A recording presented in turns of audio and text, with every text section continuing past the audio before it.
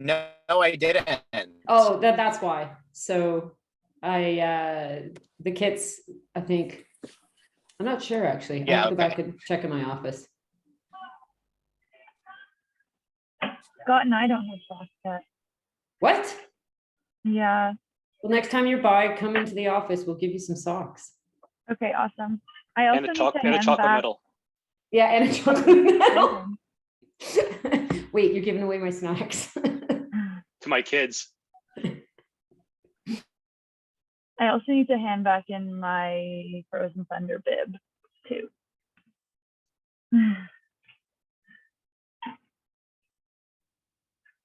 Oh, look at this. We're getting a big crowd now.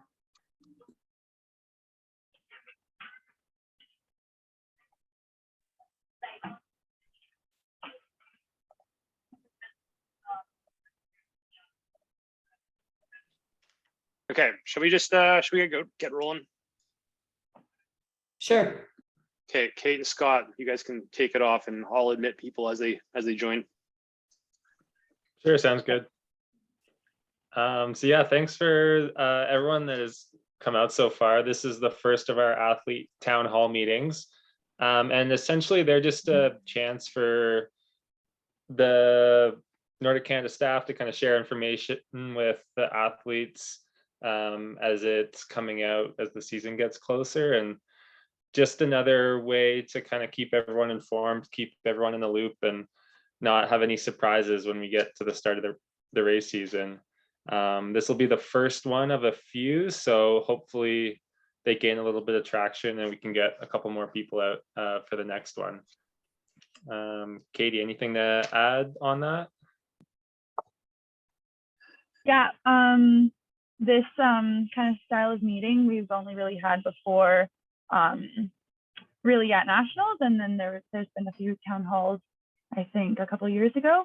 But we really just want to strengthen communication between the athletes and the Nordic Canada operations staff, so that you guys feel better informed, and also that you can reach out and have a platform for your questions and concerns for the upcoming race season. Yeah, and if you think of anything throughout the meeting, just write it down, and we'll kind of have a question period at the end. But we're going to hear from Chris, Julie, and Kate on their jobs and their roles, and kind of they'll let or I'll let them share the information that they've been working on. So yeah, I guess over to you guys. I think, Chris, were you up first? I think we said Kate's going to go first. Kate, okay. Yeah, Chris has all the PowerPoint slides, so we figured we'd save him for the end. Hi everybody, my name is Kate Boyd. I'm the high performance director for the para program. And we've got more people coming in, which is great. Yeah, quick, just really the intent of tonight is just to give you some updates on where things are at, as Scott alluded to, like what's coming on in the coming season. You may see the para folks around, so I think it's good that you have an idea of who we are and what we're doing as well. Although I know so far only Mark representing the para program so far. So thanks, Mark. You are a very good athlete rep for our crew. We've had some para staffing shifts in the last year. We've got Bjorn Taylor, who's come on as our athlete and coach development manager. Brian McKeever has moved over from athlete into a coaching role for the World Cup team. And we've got Graham Nishikawa doing our next gen program. Ian Daffrin's staying on as our lead wax tech, and we are very close to hiring a shooting coach. Those of you who aren't in the para program and aren't aware, we do biathlon within the para program as well. So those are our big shifts in staff, and we've had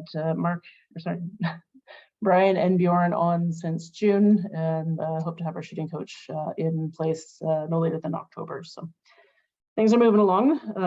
In terms of the program, big shift for us this year is that we are also coming under the FIS fold. We have been independent and under the International Paralympic Committee and the World Paranordic Ski organizations. So some shifts and some unknowns for us in the coming year. We've got a few World Cups on the schedule, We've just seen some final confirmations on that. So Finland is on our radar for December. We've got our World Championships in Sweden in January, and then US World Cup event in March.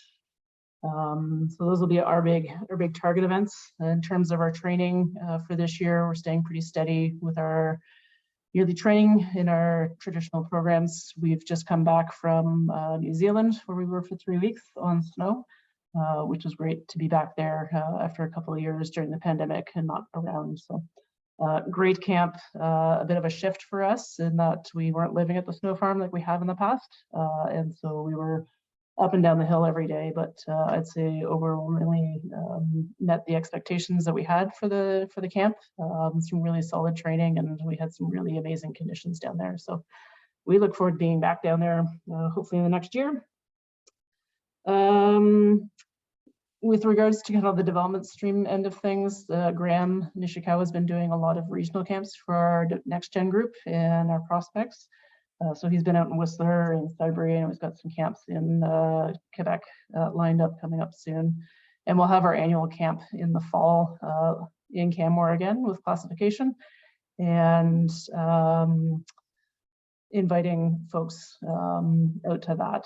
They will be structured probably a little bit differently from a funding perspective this year compared to previous years, but we'll be sending some information out to the provincials organizations in the next couple of weeks on that.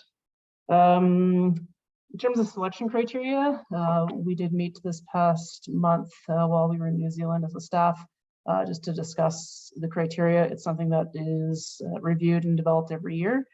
And we did take a good look, made some edits, and are in the process of just doing our final revisions on that before we take it to the high performance committee. Some of it also needs to go to Sport Canada for final review and their approval as well. So a few more approvals and some T's crossed and I's dotted. Not a lot of shifts for this year in terms of how we select and the benchmarks that we have for making teams. The big things that will change is the qualifying events and when those will take place and what events people can qualify into. But that'd be the bigger pieces there. We will be having qualifying World Cup races in Canmore end of November. So any athletes that are interested in coming to or trying to qualify for the Para World Cups, that will be their one entry point right there. Canada Games is another piece for some of the developing athletes. We have one male sit ski and one male standing, as well as one female standing and one female sitting per province. And that's what we will fill first. And then if there's any reallocations, we'll try to fill out the categories first before filling up the numbers. So if we're low on women sit skiers, we'll try to fill that category before we fill with extra male spots, just to balance things out as best as we can. But that's coming up, and I know people will be probably looking for classifications leading into that in the coming season. So those are some of the big things on the agenda right now with Para. Lots of new and change within the program, just with staff and a new quad underway, but excited for what's coming together and excited for what I've seen so far this season. I will toss it over to Julie. I guess, is there any questions for Kate at this point? Anyone? I think I saw Scott, you put in the chat, just if anyone has any questions, just to throw them in the chat for us. So just if anyone out there does, please feel free to do so. I'll try to keep it short. I'm Julie Beaulieu. I am the Director of Development. I'm also the Director of Events. My role is to oversee coach development, athlete development, wax techs, pathway development, officials development, as well as domestic and international events. Thankfully, I don't do that alone. I have a very good staff and work closely with Kate and Chris as well. In our staff, Stephen Novosad is our coach development manager, and I think some on this phone are already working with him in their coaching pathway stream, which is awesome. Matt Smider is our development team coach, but he also helps with GMP implementation through the pathway, working closely with clubs and divisions, for example, with the prospects camps that we just held. And then Ilana is our events and officials manager, and oversees and helps with all of the events and the officials pathway as well. So, and if you need to contact people, Stephen Coach, Ilona events and officials, and then Matt for the development team. So, and then myself for any of those and whatever else is left over after those three are done. So big things this year, as you guys know, FIS has moved to having homologated distances between the genders. And so internally, we started to look at what that's going to look like for us, not only at the FIS level, but through our tier 2 sanctions and recommendations we're making into the clubs. We've started our competition review, starting to look at distances for that. I'll pull up the domestic calendar in a second so people can actually see it. Thanks to Ilona for pulling all that together. So that's a big one for us. COC events, you'll notice over the last couple of years, we've shifted away from points as a method of selection and really looking at head-to-head racing as a method of selection. And we've tried to pare down the number of COC events so they're more consumable for the number of athletes we have in our system.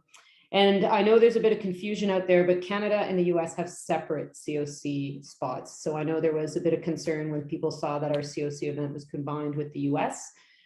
They have their own COC spots. We have our own COC spots. So even if the US wins, we're still getting our COC spots out of that. Another big one this year is FIS. That's being brought under the Nordic Canada banner now. We're super grateful for Ontario to have done such a great job supporting it for the past couple of years. But given that it is a pathway piece for our athletes, especially our student athletes, we're going to, you'll see it in our criteria when it gets published. Katie, you got a question? Do you want to? I can wait until you're Okay, done. perfect. So we will look to the sovereign event, that November 30th sovereign event as our selection for FIS, which again, like I said, will be the first time you'll see it embedded in our criteria as well this year. In terms of coach development, just for athletes who are interested in taking on the coach pathway, any pathway, actually, Wax Tech officials coaching, we do have a challenge policy. It is on our website for those that are interested. I know for many of you trying to balance a life of training and coaching isn't always easy. Oh, thanks. Ilona has put it in the chat for everyone to look at, our domestic race calendar. We do have a challenge policy. So if anyone's interested in becoming a coach, reach out to myself or Stephen. We can work with you guys and look at where your entry level can be along that pathway, knowing the type of experiences that you had, are very valuable and maybe can be in place of, in lieu of having to sit down through classes. We also are looking to offering for the national ski team that will be in Mammoth this year, our Learn to Train levels.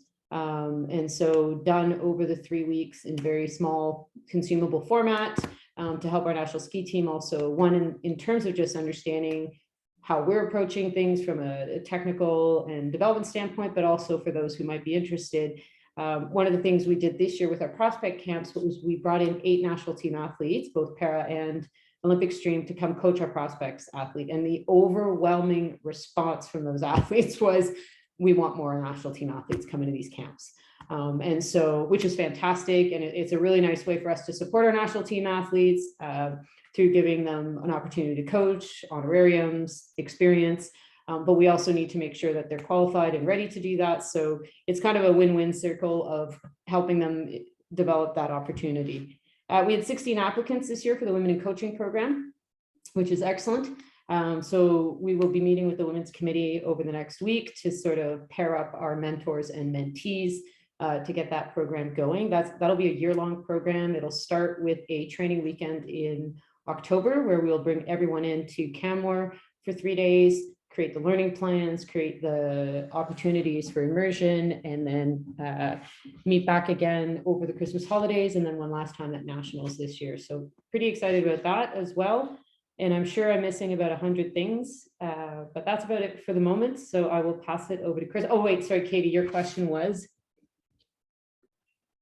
I have a few questions actually.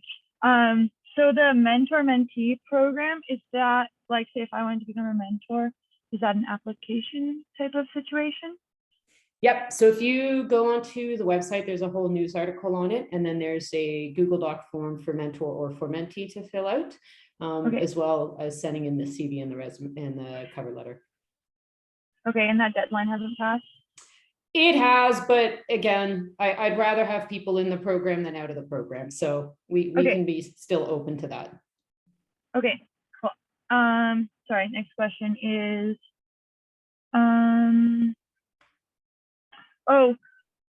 what's the process of a club or like a ski area getting granted a race like a Continental Cup?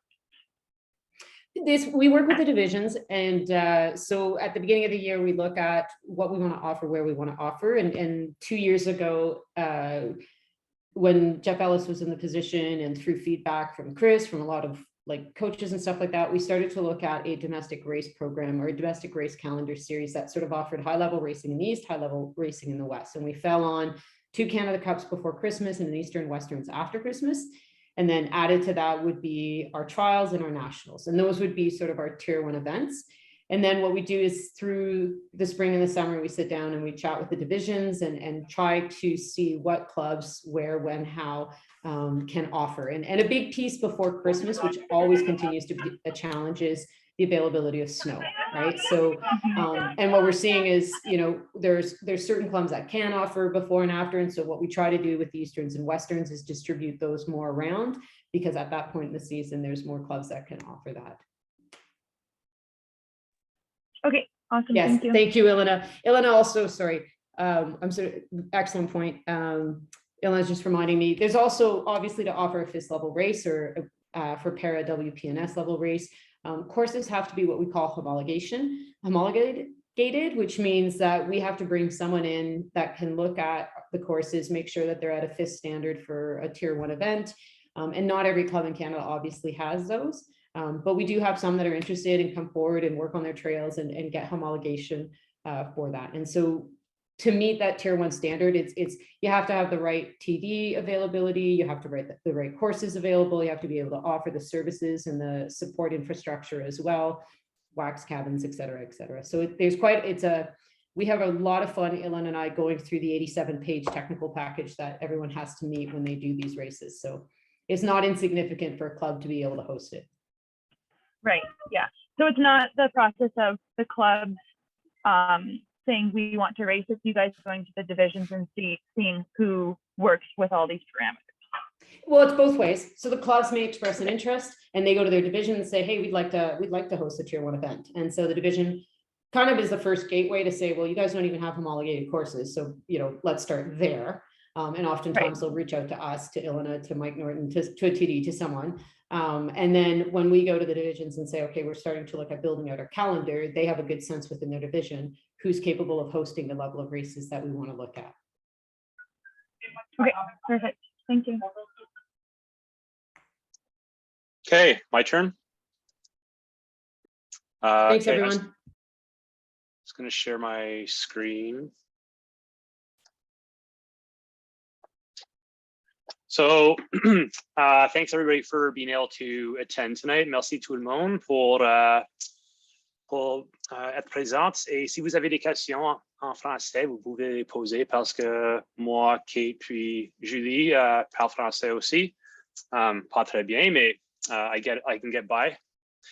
And yeah, just thanks for coming out, because when I heard Katie and Scott talking this spring at our board meeting, as well as again this summer, and the whole sort of challenges of communication really came through, and that was when the 5 of us came together and started talking about how we can improve communication, and having a series of consistent town halls was sort of how we felt it was best to be able to do that. And I know it's a bit of a small attendance tonight, which is actually very much in line with how we expected it to go for an August town hall for cross-country skiing.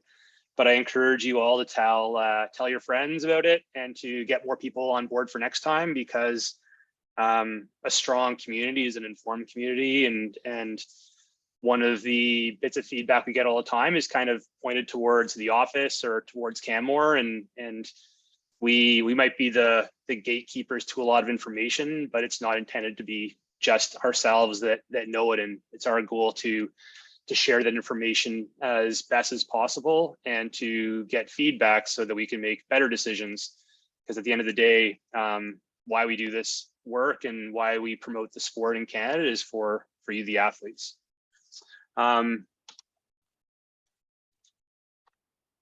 So just want to do a quick introduction.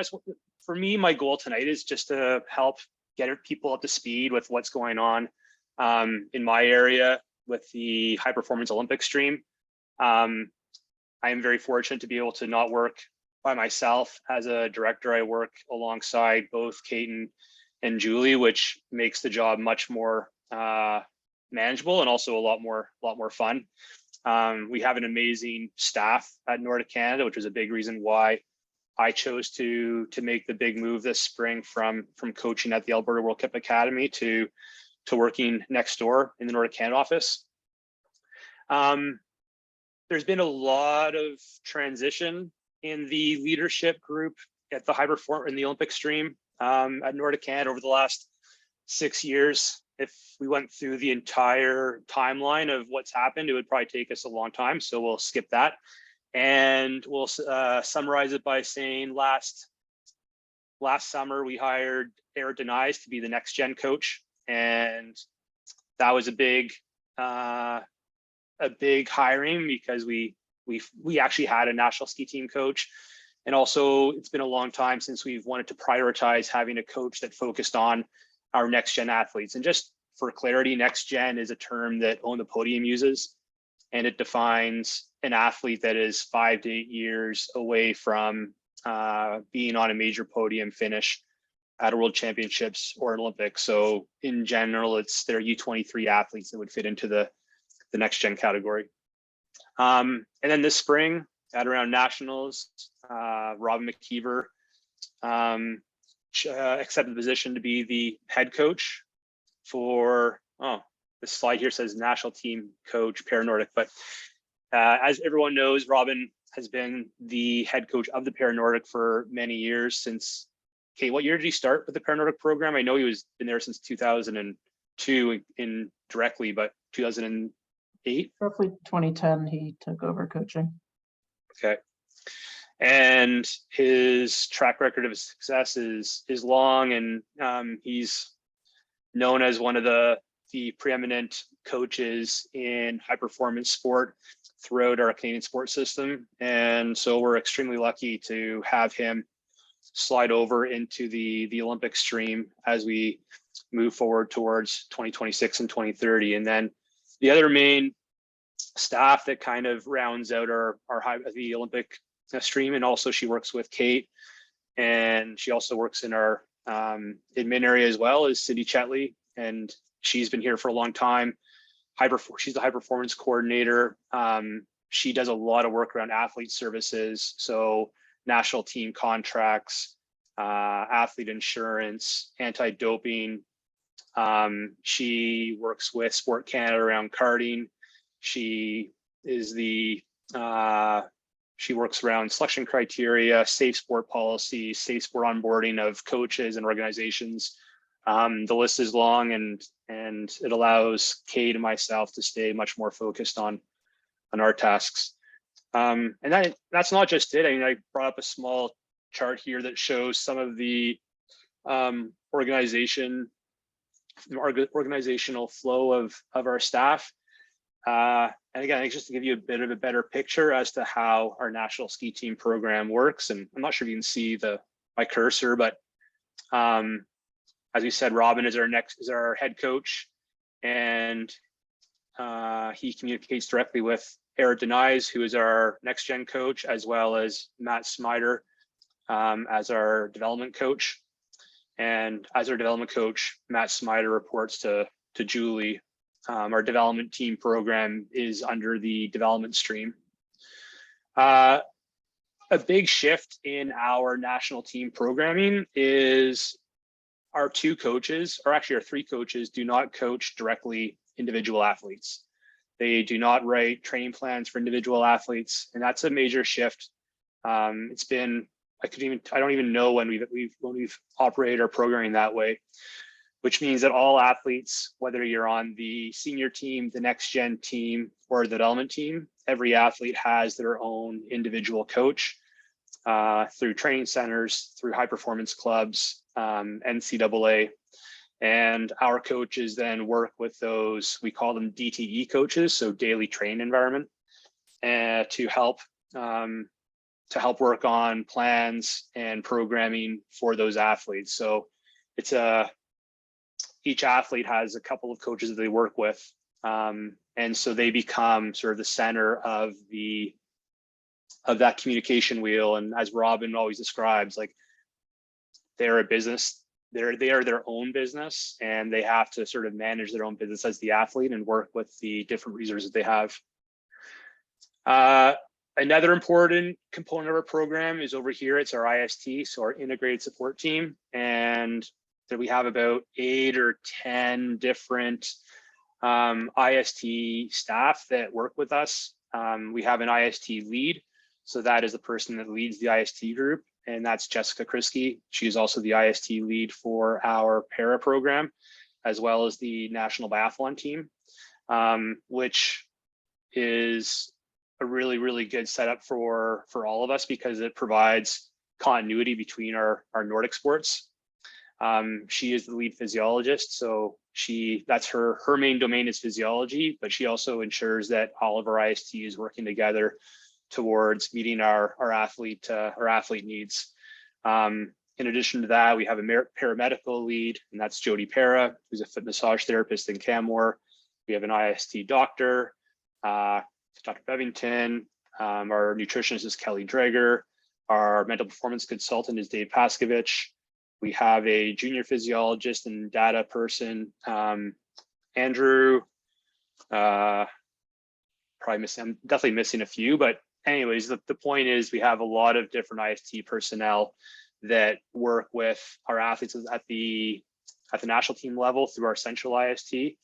And then most of our DTEs, most of our daily training environments also have their own sort of internal IST groups that work in tandem. So there's a lot of moving parts, even though we have a small high performance staff for the Olympic stream.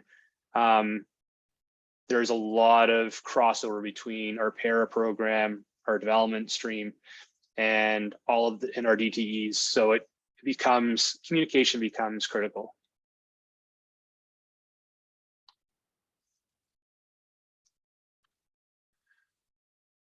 So this spring, we launched our new national ski team program for the 2022-23 season. And with the goal of working towards 2026 and 2030. And in addition to having our senior team and our next gen team, we finally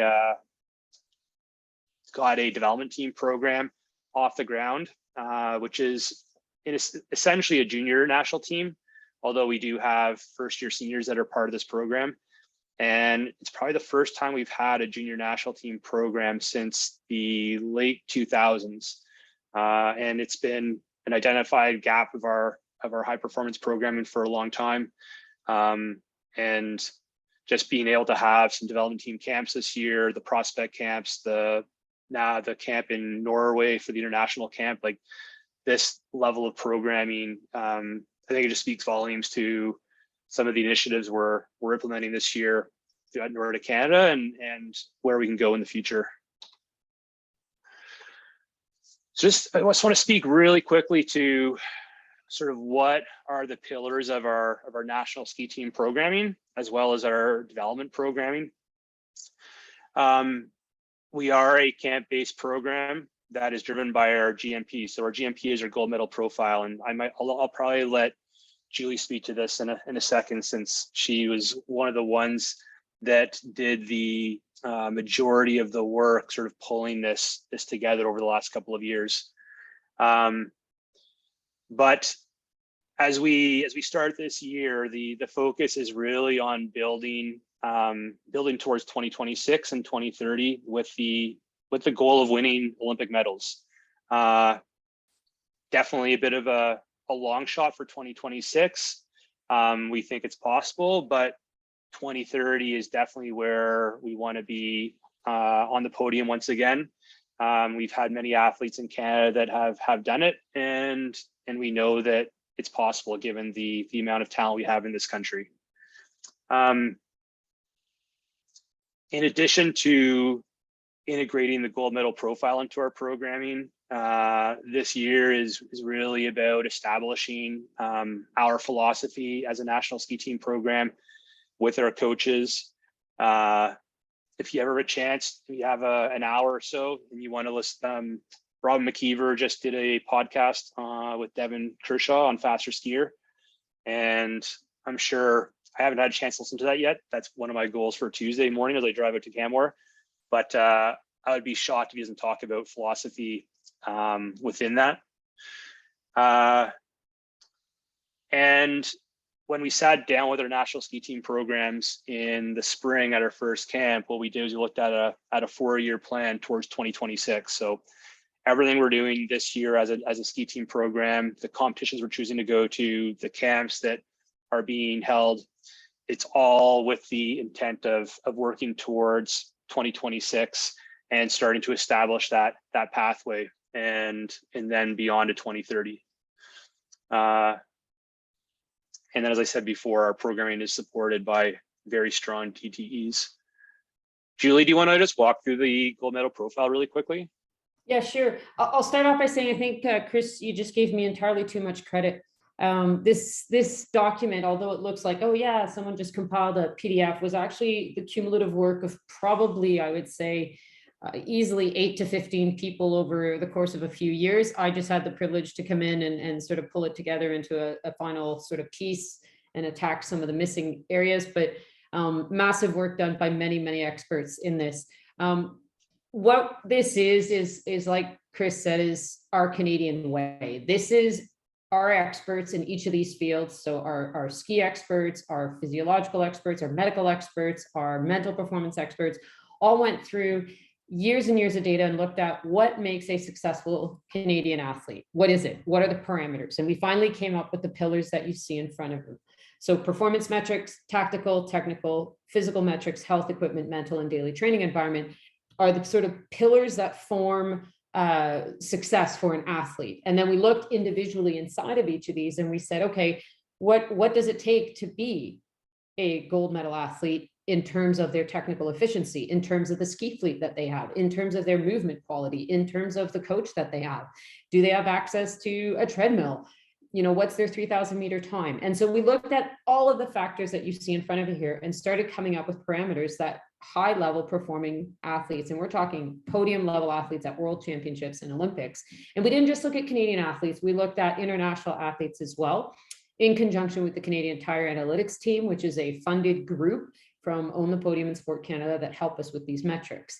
And then we sat down with multiple different coaches, and we did this in conjunction with Biathlon Canada as well. And then we reached out to experts in other countries as well to look at the technical and tactical aspects. And for some of you, you've already heard, what's this technical report card that we're talking about? And again, that goes down to what we expect from a gold level athlete. So what this does is create a gap analysis tool for our coaches. And we're starting to drive it down into our coaching levels, into our divisions, our clubs, our provincial teams. And what this allows our coaches to do is look at an athlete holistically. Very easy, because you see the quickest results in like, oh, their technique is bad, or oh, their physiology is bad, but there's so much more to an athlete than just technique and physiology, right? So this allows a coach to go, what am I missing? What does that athlete have a gap in? And how am I going to address it? So if we have an athlete who's suffering from some sort of mental challenge, or they have not enough skis, or their movement quality is poor and nothing, or their nutrition is bad, you can do all the practices you want on snow in the world, but they will not improve until they've had that opportunity to build in all those other pillars in which they have gaps. So this is really a gap analysis tool for our coaches to use to assess the athletes and to create programming that addresses the individual gaps, a roadmap to success, so to speak. If anyone is interested, we did go through this with all of our IST, and we do have a recording of it that we'd be happy to share with anyone who wants to see it. Could add a little, yeah, Scott, excellent feedback. We're happy to share where our nutritionist walks through the nutritional parameters, our physiologist walks through the physiological parameters, et cetera, et cetera. So we do have, I think it was an hour and a half webinar if anyone is interested. to have a look at it. We don't want to post this publicly on our website, but we're happy if you email us to share it with you. Obviously, this isn't something we want to be sharing with all other nations, but we're happy to share with people if you want to reach out to us. Awesome. Thanks, Julie. And I No think problem. what's great about the gold medal profile is allows it, we can customize it for athletes depending on where you are on the podium pathway itself. So this is not a one size fits all for all athletes. Like we don't expect a lot of our sort of younger athletes to be doing VO2 max tests on roller ski treadmills as one of our main pillars for the physical metric. Within health, there's some tests that we do at the national ski team level that we would not expect at other levels. So it's scalable and you can make it individualized for where you are, who you are, and what it is you're doing. Any questions on any of this?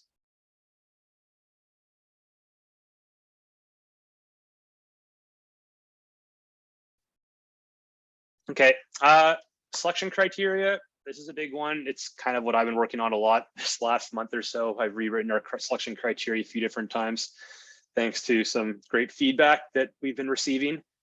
I just kind of want to give you a bit of an overview as to sort of how the selection criteria comes together and also what our timelines are. So we just finished going through consultations with our high performance committee and some coaches on our first draft. We'll continue with the consultations on first draft as we start to work towards additional drafts with the intent of having our final draft ready to begin to circulate by the middle of September. As part of our selection criteria for the Olympic stream, we'll have both a competition trip selection criteria for this winter, as well as our national ski team criteria for next year. And our athlete assistance, so our carding criteria, which ties directly to our national ski team criteria. Our goal is to align it with our high performance plan for 2026 and 2030, so it might look a little bit different, especially some of the team compositions and how it's structured. We've spent quite a bit of time this spring and summer as a staff talking about it, and so as part of these documents, they also shape how it is that our national ski teams are run going forward. A big contributor to our selection criteria and our selection processes is the high performance committee. So I am the chair of the high performance committee. Julie sits on it with me as well. Kate is in the process of starting a para-specific stream for high performance committee. In addition, we have 5 members representing a cross section of the Canadian ski community. And those 5 members are Alain Masson from the Yukon, Robbie Weldon, who's a former Paralympian, Maria Lundgren from Whistler, Devin Kershaw, former national team athlete, and John LaFranco, who's actually from the world of athletics and is based out of Montreal. And with this group, we feel we have a very unbiased, very unbiased group, a group with a lot of broad sport-based knowledge, a lot of experience, and more than anything, and something I can tell you strongly is they are 100% in favor of seeing programming that benefits athletes. So you never have to worry about them not having your back. They are 100% in the athlete camp and challenge us all the time in that regard. So anyways, that's a bit of an overview as to where things are at with the selection criteria.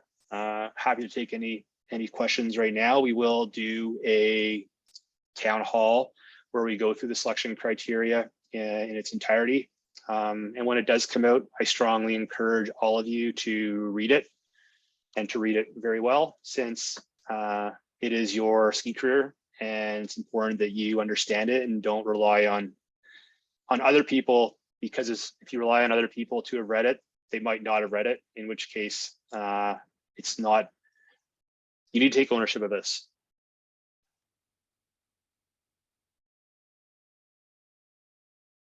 Mid-September, Olivia. but it'll go out to athlete reps here very shortly. So there'll start to become some opportunity for consultation from the athlete side of things. But Chris, what has been the biggest constraints to getting this out as opposed to, you know, earlier in the year? I mean, one is there's so much stuff that happens in the spring that we can't necessarily do it in the spring. We just don't have the time or the resources then. This year here, everything is probably about a month behind schedule versus where we would like it to be, just because of the new staff and new high performance staff, myself being new to the role. Month to month and a half is probably kind of where we're at behind schedule. We need to have the criteria 8 months out from when the carding starts. So that's the main concern, which is why we need to have it out by mid-September. I definitely understand that people would like to see it earlier. And going forward in the future, especially if once we have a criteria that aligns with our national ski team program that our coaches are running, then it'll become a lot easier in the future too for us to be able to get it out earlier.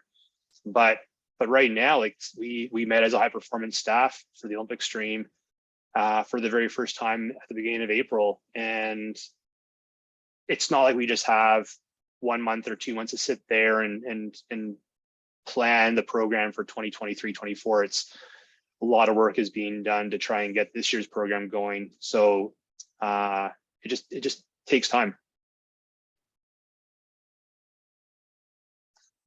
It's probably not exactly a good enough answer for you, but that's the best I can give you here at this time. Yeah, no, that's okay. And I just had an idea that kind of popped into my head, and obviously the World Cup schedule comes out pretty early in the year, and that's obviously a goal for certain athletes. Would in the future it be a possibility to say have World Cup competition criteria come out sooner, because the World Cup schedule is obviously it dictates all the domestic schedules kind of in a way? Could you have 2 different criterias come out depending on when the domestic schedule gets set versus the World Cup schedule? Yeah, I mean, I can tell you, so us getting information out to the community and to athletes in a timely manner has been something that we've constantly been criticized for. National ski team camp programming, etc. Within this year's criteria for the 2023-24 national ski team, we actually, as an appendix, will have the 2023 national ski team camp program listed there with maybe not specific dates, but within it will be like, just say early July, which means you could probably bank on the first week or 1 week and a half of the month.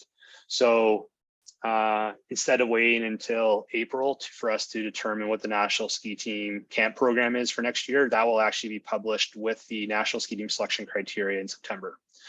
As part of that criteria as well, as for there's a couple criteria built in there that says if you meet this criteria, you will actually be nominated to start the World Cup season P1 in 2023-24. So we're already within this year's criteria making some steps towards providing athletes with more information. And I will make every promise I can to put out competition criteria earlier next year as we have it better defined within our programming.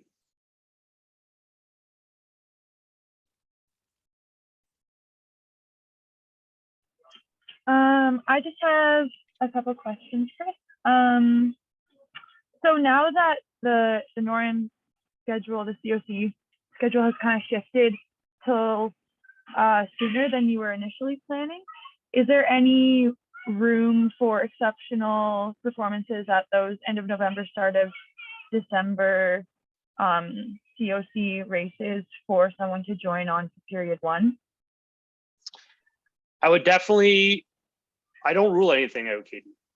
Like, it's not going to be built into our criteria, but it's not to say that that can't be something that we look at, right? Like our goal is to support athletes, and when we look at the World Cup, especially with December, it'll be a smaller team. It'll be our smallest World Cup tour group, or World Cup group out of all the different periods of World Cup. But if we see athletes that are performing at a level that we think can translate over to a high level of success at World Cup, top 20, Dylan athletes, that sort of thing, then whether it's in Scandinavia in November, NORAMs in December, like we're not opposed to looking at things, especially if it's in line with what the DTE coaches feel is the best for those athletes. Okay, yeah. And then another thing that Scott and I had kind of talked about that we were wondering about is, say, like I know that the development team or next gen is going over to do a Scandinavian tour for racing. If another Canadian that's outside of those teams were to do those races and have exceptional results, would they be granted that same opportunity? Yes, and they would definitely be viewed within the same lens. Cool, awesome. Yeah, my goal is not to protect national team athletes. My goal is to ensure that we have the best athletes getting the best services possible so that we can work towards winning medals in 2026 and 2030, have a strong development system. We're pro athletes. We're not trying to work against athletes. Awesome. And so, yeah, when the criteria comes out, it'll look hard, but there's also a lot built in there that defines some opportunities for discretionary selections. Mm-hmm. And that's kind of where the next slide goes to, which is not necessarily discretion selections, but it's how we evaluate athlete performance. And if there's one thing you'll notice on here, there's no mention of CPL points. Like as an organization, we don't use CPL points currently to evaluate athlete performance. As we move towards the next 4 years and beyond, obviously performance, which is results, like on the results page, matter, but as much so does the gold medal profile score. So the slides a couple before, like we can actually build in a score for your GMP and determine how athletes are doing within that. And the word that is discussed most often at our leadership level is speed. And when we start looking at all levels of our podium pathway, how do we develop speed within our athletes is going to be critical to how we make decisions as an organization. So even just looking at ski speed as a metric is going to be something that we spend a lot more time diving into and evaluating and defining. And I know people like to say that it's not possible in our sport because of snow conditions and everything else, but I think that's we think that's an easy excuse. The majority of the data will give us what we need. And so ski speed is something that we'll be looking at as a metric. So between these three, we can kind of scale it again towards where athletes are on the podium pathway. For younger athletes in our development system, we'll use a lot more of the GMP and ski speed as how we measure performance improvement over time for athletes.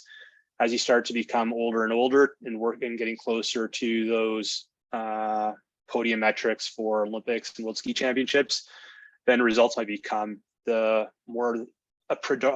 primary driver of how we look at performance. But it's not one, it's not the other. You'll use all of these three metrics to evaluate athletes, and that it's something that we'll also start to push more into our development system, so that athletes don't feel this need to. I want to stop hearing people use the word chasing points. Like no one should be chasing points out there anymore. The gold medal profile talks about doing what's best for you in your development. Ski speed we can measure anywhere and work on anywhere. So to all the athletes out there, no more chasing points, please. Quick update. Chris, sorry, I just have a question. Yeah. I just, on that slide, if you're going to be using those instead of just results to kind of like measure where especially development athletes are at, who's going to be kind of like marking these report cards, and how will athletes outside of the national team system get like a gold medal profile score? Yes, great question, Olivia. I might let Julie talk a bit more to our plan as an organization to drive it further into our system. I can say at the national ski team level, it starts with our IST and with our national ski team coaches. And also they get a lot of feedback, and different report cards are filled out by sort of DTE coaches, DTE IST members. We get some feedback from athletes themselves. We do very similar with the development team. Beyond that, I can say that as part of this process, especially with the training centers, they're becoming more and more educated on this process, and we're able to then filter that information more and more to our athletes in training centers that are not on the national ski team. Having contact with our national skiing coaches, having the ability to work directly with coaches throughout the country through national ski team programs, like it just naturally gives us the opportunity to work with different coaches year over year. Julie, you want to say something? Yeah, Olivia, your point's really valid. And that's one thing that we've seen as a big gap, is just how are we tracking our system in general? And how are we tracking athletes in general? And one of the things Kate, Chris, and I are looking at right now is more use of a performance analyst managing results domestically and internationally. So even just superficially, Matt and I have been looking at results at nationals. We've been looking at results at Canada Cups, and just tracking athletes' speed, tracking athletes' tactical decision making, looking at video work that Matt had taken. So even just superficially, we started looking at that. And I think as we look to Matt's role, my role, the performance analyst role, our job is to do that, is to look systemically at our athletes and sort of keep looking for those rising stars that pop up, and using evidence-based decision making. So we know that some athletes aren't always going to be in this percentage, but if we see tracking in the right direction, we can use that data usefully. Does that answer your question, Olivia? Yeah, I guess, that's a good start. I guess I'm thinking about, especially like, again, at that dev program age where there's so much change in like performance year to year, just because of where people are in their growth and their maturity and their priorities in that kind of stage in their lives, that I was just wondering like how you account for not letting people kind of slip through the cracks, especially when you're using these really this kind of data. So just curious, I guess, just making sure like training center coaches and then club coaches are also just kept in the loop or given the opportunity to like evaluate their own athletes and submit. We don't, sorry, Chris, I'll just jump in because I had two other things that I forgot to mention. One of the things that we don't want is people like you said, submitting, like lobbying for the athletes. We want to be able to see that data clearly so that it doesn't become sort of like, what historically has been in this organization. Oh, let's all get around the table and represent my athlete, and the loudest, the athlete with the loudest coach, would get what they needed. We'd rather kind of come at it. And something we're talking about is also how are we using our tier 2 events and our technical packages and the expectations of reporting on those events. So in that, we're looking at, reporting of participant numbers, results, timing, and some analysis work for that as well. So looking at those events from an objective standpoint, in terms of being able to pull data from those sort of things as well. Sorry, Chris, go ahead. Yeah, this is the first year that we've really done it at our national ski team level, and it's been a big project. Like we're not even there yet with our coaches and our IST in terms of the reporting process, and then more importantly, the communication process. Like how does that information get communicated back to the individual coaches, the individual athletes, and then how do we use that information to then collaboratively build the athlete's individual performance plan. So we are still working at how to at our best practices at the national ski team level, and this year is a big part of that. And then for next year and future years, like, it'll become easier for us to drive it throughout. But this is a big shift in terms of how we evaluate athletes. Beyond being able to kind of put, like, as Julie said, we're in the process of hiring an analyst this year to be able to look at metrics and what is important, what are our gaps. We're just starting this process, so more than anything, it's just this is an opportunity for us to kind of share with what we're doing or where we're going. And the more times we hear these things and see it, then hopefully people become more in tune with it as well. So sorry, I can't give you more than that. No, that's great. Appreciate it. Just wanted to bring it up. Yeah. Okay. Big shifts at FIS this spring. Julie mentioned it before, and we'll be using it at our development or domestic development calendar. Common distances for genders at the senior and U20 level. 10 kilometer will become sort of a common distance for interval starts and some short mass starts. The 20K kind of becomes the next level up for some longer interval starts, but mainly mass starts, pursuits, the skiathlons that we don't host in Canada. And then 50Ks become the long distance event that we'll see at nationals. Yes, Katie? My question, I'm not sure who would know the answer, but I chatted with Ilona about the national schedule, and I'm a big 5K fan. And she said that 5Ks, FIS doesn't give FIS points to men that do 5K. So I was wondering if there's been anyone asking about if that would change given the same distances between the sexes now. That's definitely in Julie and Ilona's wheelhouse.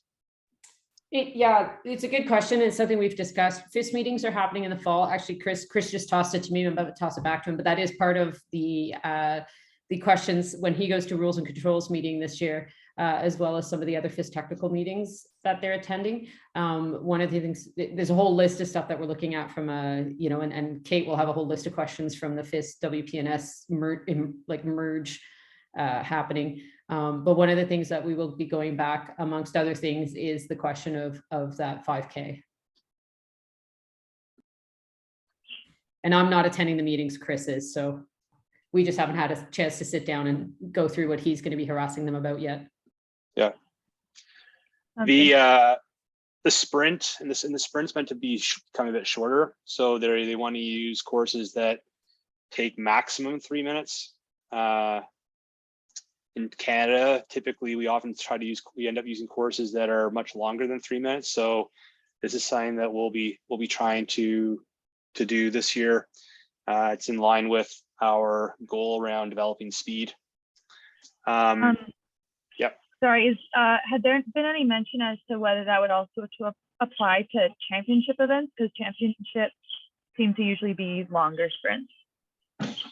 So the championship, so the World Ski Championships, Senior World Ski Championships this year, because the schedule was put in place before these changes, it's going to stick to the traditional schedule, but the World Juniors and U23s will adopt this new schedule. So it'll be a 10K interval start for both, a 20K mass start for both, a sprint, ideally under 3 minutes, and then both will have mixed gender relays. And this is the first time for the junior category at World Juniors that it's going to be a mixed gender relay. The rationale for that from FIS, it was, what do you want? Do the nations want to see us put the U23 mass start race back in which case the gender specific relays for junior would move to mixed gender, or keep the gender specific relays for junior and the 20K, there would still not be a 20K mass start for U23. So that was the rationale behind that decision. We asked for the 20K mass start to be reintroduced for U23. We think it's an important development tool. And this will be, I wouldn't be surprised if we start to see more and more mixed gender relays starting to become the norm at major championships. Already on the World Cup calendar, it's becoming, there's I think 2 or 3 mixed gender events. The FIS is in the process of looking at what's the future of the team sprint. There's a working group that I'm a part of where we look at how the team sprint is connected in the future. One of the things that they're looking at is similar to what we do at our nationals last year in Whistler, which is having a qualifier. So there's lots of different iterations of it, but it's one thing that the FIS is also looking at for the future. One thing I don't have on here, the Youth Olympic Games category, so that's U18. The common distances for that will be 7.5K for the interval and then 15K for the mass start. So our U18 categories, those will be the distances that we'll be moving more towards with those groups. And the other big one, no fluoro ban this year, once again, from FIS. So we'll be keeping our same waxing rules from last year for this year, I believe. Correct me if I'm wrong, Julie or Elena. We are keeping the same rules as last year.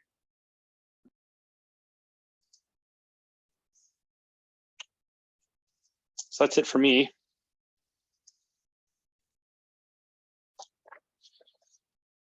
Anybody have any additional questions? Or this is also an opportunity if there's things that people want to hear more about for future town halls, to either list it in the chat or raise your hand, or you can message Scott or Katie after.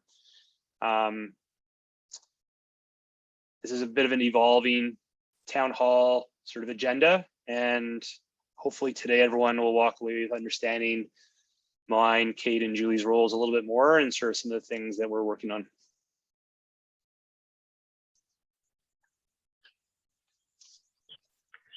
Yeah, now our time for questions if anyone has some. But yeah, as Chris said, you can also message me or Scott individually. Yeah, and I'll just put it into the athletes that are here. If this time slot is maybe not the most convenient for you, or you have teammates that would prefer something during the week, maybe just like put that in the chat quickly to give us an idea of the optimal time to do this next time. Because we kind of assumed Sunday would be okay for most people, but it may not. So yeah, you can let us know about that too. We also promised we would give away socks, so you should do that. I feel like the early attenders were the ones that should get those prizes. I think Adam and Anna, but I could be wrong on that. How many pairs do we have? 4. Oh, okay. Well, I think, yeah, for sure.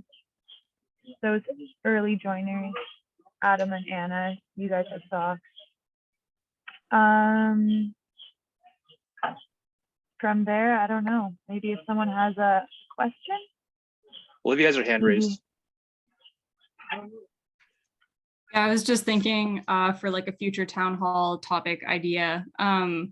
I'd be curious to hear from you guys, like how much Own the Podium dictates the decisions that you guys get to make or have to make in terms of like where to put your priorities and the funding, and yeah, just like how much freedom you have to work outside of what they want, how much, if all the funding is coming from them, and then if you really have to like appeal to what Own the Podium wants out of a sporting body. Yeah, I'm curious about those kinds of things and how it drives this, yeah, what you guys do at Nordic Canada.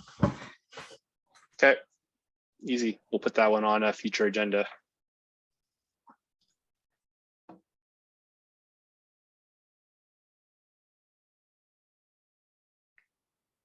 Well, if that's it, thanks, Chris, Julie, and Kate for sharing what you did and keeping us up to date.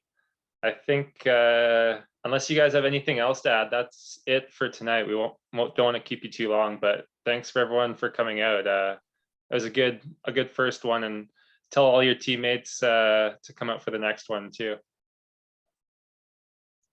Yeah, and Adam and Anna, drop your email maybe in the chat, and we'll get some socks out to you.